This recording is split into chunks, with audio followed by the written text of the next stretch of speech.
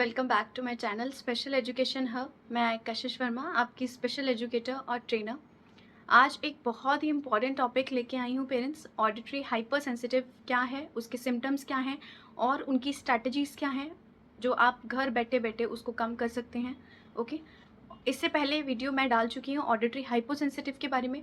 मैंने sensory integration के बारे में बताया है, सेंसरी प्रोसेसिंग डिसऑर्डर के बारे में बता दिया है। तो आप पहले उन सब चीज़ों को, उन वीडियोस को देख लीजिए ताकि आपको पता रहे हाइपोसेंसिटिव और हाइपर सेंसिटिव एक्चुअल में यहाँ पर बात क्यों हो रही है उन चीज़ों की।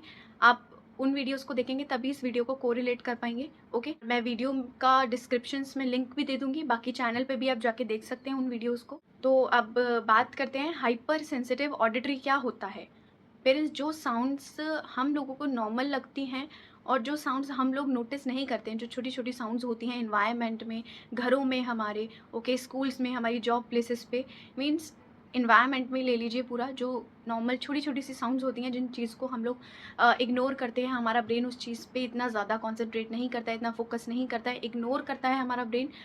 उन बच्चों के लिए वो साउंड्स जो हैं बहुत ही पेनफुल होती हैं और उस चीज़ पे, उन साउंड्स पे बच्चे जो हैं बहुत ही ज़्यादा, जिन बच्चों को ऑडिटरी हाइपर सेंसिटिव डिसऑर्डर होता है, वो चीज़ पे, उन साउंड्स पे जो है बच्चे बहुत ही जल्दी रिएक्ट करते हैं। उनके लिए बहुत ही ज़्यादा एक वो अलार्मिंग साउंड्स होती हैं, उन पे वो ओवर रिएक्ट करते हैं, जिसकी वजह से वो लोग डर जाते हैं, डरे-डरे महसूस करते हैं। ओके, भाग जाएँगे, या तो उस सिचुएशन से ही भाग जाएँगे, वो भागना पसंद करेंगे, या फिर एंग्ज़ायटी फ़ील करेंगे, डिप्रेशन फ़ील करेंगे, ओके, अनईज़ी फ़ील करेंगे, वहाँ पर वो लोग अच्छा फ़ील नहीं करेंगे। तभी आप लोगों ने देखा होगा कि काफ़ी बच्चे ऐसे हैं जो अपने ईयर्स पे ऐसे हाथ रख लेते हैं, राइट? कुछ भी अगर छोटी-सी भी आवाज़ हो रही है, कुकर की आवाज़ हो रही है, ब्लो ड्रायर की आवाज़ हो रही है, वैक्यूम की आवाज़ हो रही है, तो वहाँ पर जो है बच्चे अपने कानों पे हाथ रख लेते हैं। आप लोग बाहर लेके जा रहे हैं, तो ट्रैफ़िक की वजह से, हॉर्न्स की वजह से जो है कानों पे हाथ रख लेते हैं, ईज़ी फ़ील नहीं करते हैं वहाँ पर। इस वजह की उनकी जो ऑडिटरी है वो बहुत ही ज़्यादा हाइपर सेंसिटिव है, ओके? हाइपर हो जाते हैं, उस चीज़ को लेके बहुत ही ज़्यादा ओवरवेल्म्ड हो जाते हैं, ओवर फ़ील करते हैं, इसलिए ओवर रिएक्ट करते हैं। काफ़ी सारी साउंड्स हैं, मैंने जैसे अभी बताया, मिक्सर की साउंड हो सकती है घर में, ओके, वैक्यूम की साउंड, हेयर ड्रायर की साउंड, ओके, और कुछ बच्चे जो ट्रिमर की साउंड्स होती हैं और कुछ वाइब्रेशंस की साउंड्स होती हैं, तो वो भी अच्छा नहीं फ़ील करते, उनको सुन के बहुत ही cranky behaviour, cranky nature show करते हैं। So these are all sounds और ऑल सिम्पटम्स दैट चिल्ड्रन में ओवर रिएक्ट ऑन दैट। अब जैसे हमें पता होता है कि कौन-सी साउंड पे कैसे रिएक्ट करना है, कौन-सी साउंड को हमें इग्नोर करना है, ओके? तो उन बच्चों को इतनी समझ नहीं होती है, उनके ब्रेन में वो इन्फॉर्मेशन प्रॉपरली नहीं पहुँचती है, उनके थिंकिंग पार्ट में, उनके ब्रेन के थिंकिंग पार्ट में वो प्रॉपर तरीके से इन्फॉर्मेशन नहीं जा रही है, इस वजह से वो जो है उस चीज़ के ऊपर जो है ओवर रिएक्ट करते हैं। ओ उनको इस चीज़ को इग्नोर करने की कैपेबिलिटी नहीं रखता है बच्चा, इस वजह से ये सिम्पटम्स हमें देखने को मिलते हैं। किसी को फ़ैन का साउंड या फ्रिज का साउंड, जो छोटी-सी हल्की-सी जो साउंड आती है फ़ैन में और फ्रिज में, वो साउंड भी जो है इरिटेट होती है, उनको इरिटेट करती है। सो ये ऑडिटरी हाइपर सेंसिटिव है, मतलब कि उनका ब्रेन हमेशा अलर्ट रहता है कि कहीं से कोई साउंड ना आ जाए एकदम से। हर टाइम डरे हुए रहेंगे कि कहीं से कोई साउंड ना आ जाए, तो इसीलिए बच्चों को, इन बच्चों में जो है अटेंशन, स्पैन ऑफ अटेंशन होता है, स्पैन ऑफ कंसंट्रेशन होता है, उनका फोकस नहीं होता है इसी वजह से, क्योंकि वो हमेशा डरा-डरा फ़ील करते, बहुत ही ज़्यादा डिफ़िकल्ट हो जाता है उन लोगों के लिए। और हमेशा एक एक छोटी-सी भी अगर साउंड आ रही है, इवन एक छोटी बेल की साउंड है या फिर कुछ चीज़ गिरी है, एक पिन भी गिरती है, उस चीज़ की भी उनको साउंड आ जाती है।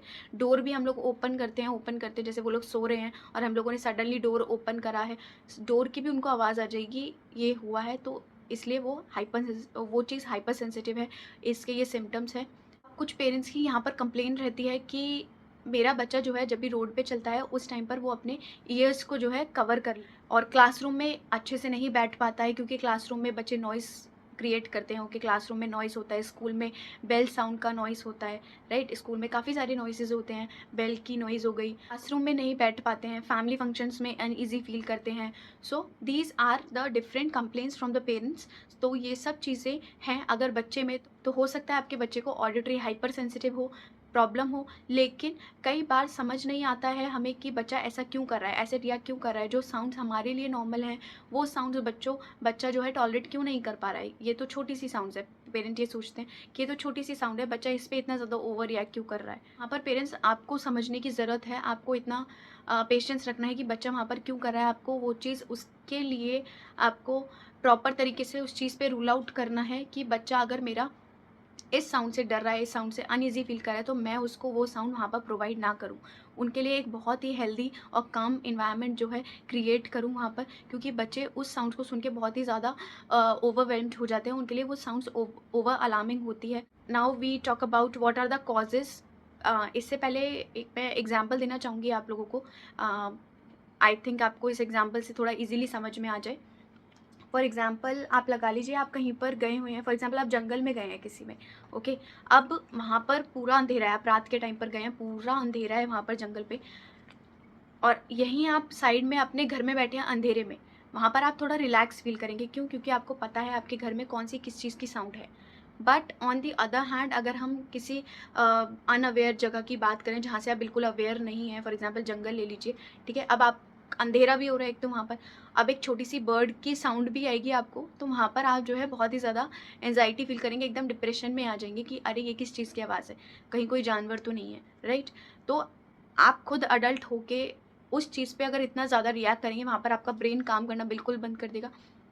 जबकि आप इतने मतलब अडल्ट हैं, सब कुछ हैं। तो यहाँ पर तो हम उन बच्चों की बात कर रहे हैं जो ऑलरेडी हाइपर सेंसिटिव हैं, ओके? जिनका ब्रेन प्रॉपर तरीके से वर्क ही नहीं कर पा रहा है। तो इस चीज़ से आप लोग रिलेट करके देखिए कि अगर वो चीज़ आपके लिए इतनी डरावनी है, इतनी खतरनाक है, इतनी पेनफुल है, तो इन बच्चों के लिए ये छोटी-छोटी सी चीज़ें कितनी पेनफुल होंगी। एनवायरनमेंट में कितनी ऐसी साउंड्स हैं जिनको हम लोग इग्नोर करते हैं, राइट? बट वो बच्चे, उनके अंदर इतनी कैपेबिलिटी नहीं है, उनके ब्रेन के अंदर इतनी कैपेसिटी नहीं है, वो प्रॉपर तरीके से इन्फॉर्मेशन नहीं पहुंचा पा रहा है उनके ब्रेन तक। इस वजह से उनको कितना पेन होता होगा इन सब चीज़ों को सुन के। तो इसलिए आपको उस टाइम पर वहाँ पर बहुत ही ईज़ी रहना है। ज़्यादा आप लोगों को हाइपर नहीं होना है, ज़्यादा पैनिक नहीं करना है, और ना ही उनको डाँटना है उस टाइम पर कि नहीं, नहीं हाथ हटाओ, नीचे करो हाथ। कुछ पेरेंट्स मैंने देखे हैं ऐसे कि बच्चा अगर बाहर जा रहा है और बाहर उसने ऐसा बिहेवियर शो कर दिया, कानों पे हाथ रख लिए, तो पेरेंट्स जो है वहीं पर उसको डाँटने लगते हैं, ओके? कि नहीं हाथ हटाओ, ये क्या कर रहे हो तुम? नहीं, आपको ऐसा नहीं करना है पेरेंट्स। ऐसे उनकी मुश्किलें आप और बढ़ा रहे हो, उनका पेन आप और बढ़ा रहे हो। उनको समझने की बजाय आप लोग वहाँ पर उनके लिए और जो है बैरियर्स डाल रहे हो, ठीक है? तो ये सारी बातों को आपको ध्यान में रखना है, उनकी प्रॉब्लम्स को समझना है, उन प्रॉब्लम्स पे आपको वर्क करना है, ओके? सो अब बात करते हैं now what are the causes of auditory hypersensitive. तो पहले सबसे पहला आता है मेडिकल कॉजेज़। ये बहुत ही इंपॉर्टेंट है। सबसे पहले हम लोग इस चीज़ पे रूल आउट करते हैं, उसके बाद हम सेंसरी इंटीग्रेशन पे जाते हैं, ओके? उसके बाद ही हमें सेंसरी इंटीग्रेशन पे जाना भी चाहिए, क्योंकि पहले सबसे पहले हमारी मेडिकल ही आती है। हम लोग खुद ही कुछ भी एज्यूम नहीं कर सकते, ओके? सो सबसे पहले मेडिकल कॉज। अब यहाँ पर बच्चे को ईयर इन्फेक्शन भी हो सकता है। क्या पता उसको ईयर इन्फेक्शन हो, इस वजह से उसको छोटी छोटी चीज़ें जो है टॉलरेट नहीं हो कर पा रहा है वो उस तरीके से, ठीक है? यहाँ पर इनर ईयर के अंदर भी प्रॉब्लम हो सकती है। जब बच्चे के इनर ईयर के अंदर प्रॉब्लम होती है, तब भी ये सिम्टम्स आपको देखने को मिल सकते हैं, राइट? तो ये कुछ 2-3 कंडीशंस होती हैं। तो मेरी आपसे रिक्वेस्ट है कि आप अगर ये सब चीज़ें आप नोटिस कर रहे हैं अपने बच्चे में कि बच्चा कान पे हाथ रख रहा है और ये सब चीज़ें टॉलरेट नहीं कर पा रहा है, साउंड्स को टॉलरेट नहीं कर पा रहा है, तो आप पीडियाट्रिशियन से कंसल्ट करें, एंटी स्पेशलिस्ट से कंसल्ट करें, ओके?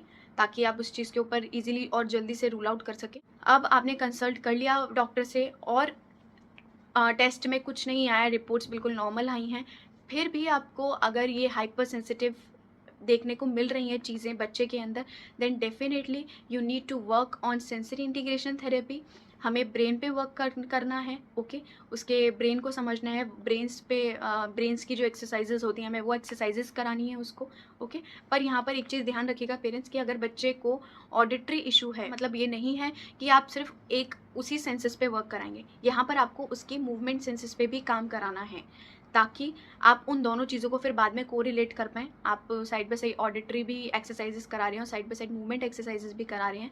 आप वहाँ पर कोरिलेट कर पाएँगे कि अगर आप कुछ भी मूवमेंट वाली एक्सरसाइज करा रहे हैं बच्चे को, वहाँ पर उसके कान में अगर आवाज़ जा रही है, तो उस चीज़ पे वो कितनी जल्दी रिएक्ट कर रहा है, ओके? और कैसे रिएक्ट कर रहा है, मतलब कैसे अपने इमोशंस दिखा रहा है वहाँ पर।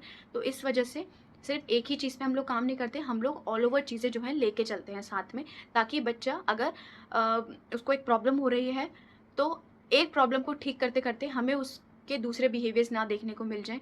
That's why we have to work on all the senses, okay? अगर हम ये सब चीज़ें करेंगे, हम प्रॉपर तरीके से सारी सेंसेस पे वर्क करेंगे, तो हमें जो रिजल्ट्स हैं वो बहुत ही ज़्यादा अच्छा देखने को मिलता है। आउटपुट जो है हमारा अच्छा आता है और जल्दी मिलता है हमें आउटपुट, ठीक है पेरेंट्स? अब स्ट्रैटेजीज़ बात करते हैं कि स्ट्रैटेजीज़ क्या-क्या हो सकती हैं। कि आप ऐसी कैसी स्ट्रैटेजीज़ लगा के बच्चे को प्रॉपर एक काम कर सकते हैं।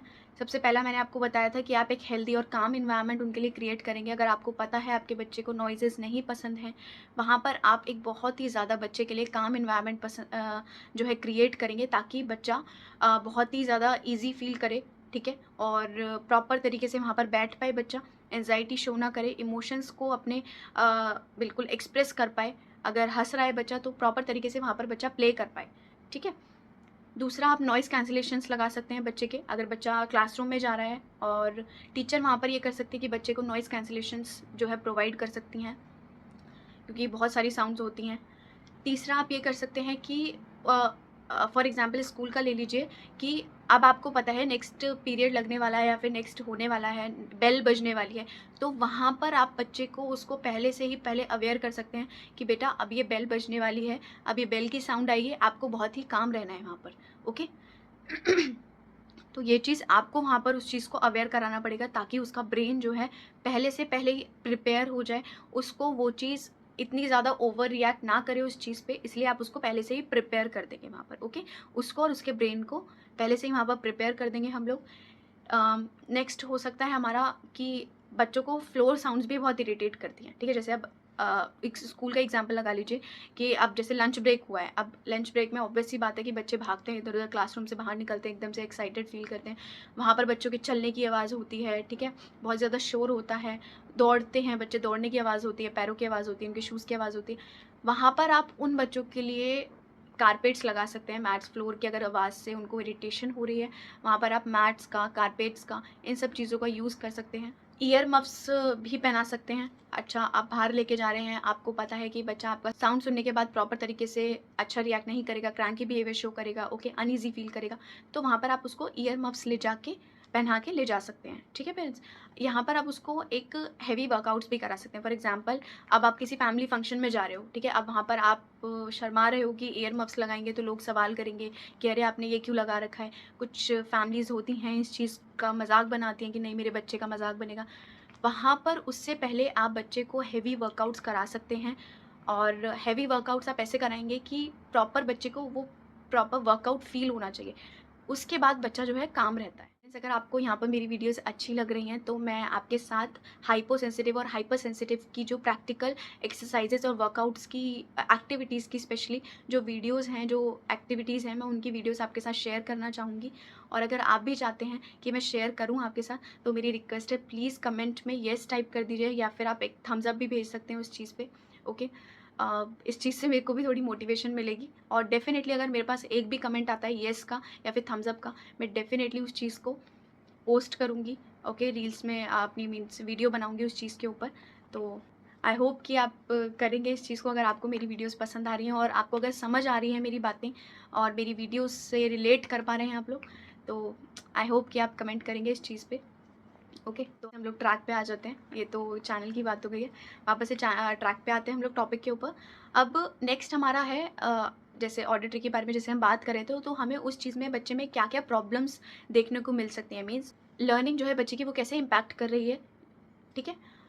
एक हमारा जैसे मैंने आपको पहले बताया था कि अटेंशन डिक्रीज़ हो जाएगा बच्चे का, ठीक है? डेफ़िनिटली जो बच्चे का स्पैन ऑफ अटेंशन है, स्पैन ऑफ कंसंट्रेशन है, मेनली फ़ोकस जो है बच्चे का उतना चीज़ों पे नहीं रहेगा, ठीक है? क्योंकि उसका हमेशा फ़ोकस वो एक अलर्टिंग पोज़ीशन में है ऑलरेडी, कि कहीं से कोई एकदम से साउंड ना आ जाए। वो पहले से ही एक उस पोज़ीशन में है, तो डेफ़िनेटली वहाँ पर वो बच्चा फ़ोकस नहीं कर पाएगा। लर्निंग वाली जो चीज़ें हैं वहाँ पर उस बच्चे का इंटरेस्ट जो है ख़त्म हो जाएगा बिल्कुल, क्योंकि वो अलर्ट रहेगा, हमेशा अलर्ट वाली पोज़ीशन में है। थिंकिंग थिंकिंग पार्ट जो है ब्रेन का, वो कम काम करेगा, ओके? कम हो जाता है वो चीज़ काम करना, ठीक है?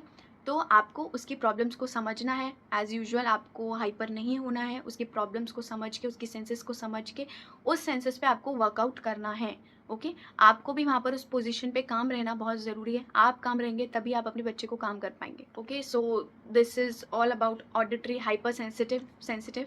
सो नेक्स्ट वीडियो अगर आप चाहते हैं कि मैं एक्टिविटीज़, एक्सरसाइज़ेज़, वर्कआउट्स वगैरह शेयर करूँ, तो प्लीज़ आप एक बस थम्स अप या फिर येस कमेंट कर सकते हैं, ओके? और वो एक्टिविटीज़ जो हैं आपके हाइपो और हाइपर दोनों में वर्क करेंगी, ओके, तब तक के लिए अगर आपको वीडियोस मेरी पसंद आ रही हैं, आपको अच्छी लग रही हैं, आप रिलेट कर पा रहे हो, शेयर कर दीजिए please video. Thank you so much for watching this video till the end.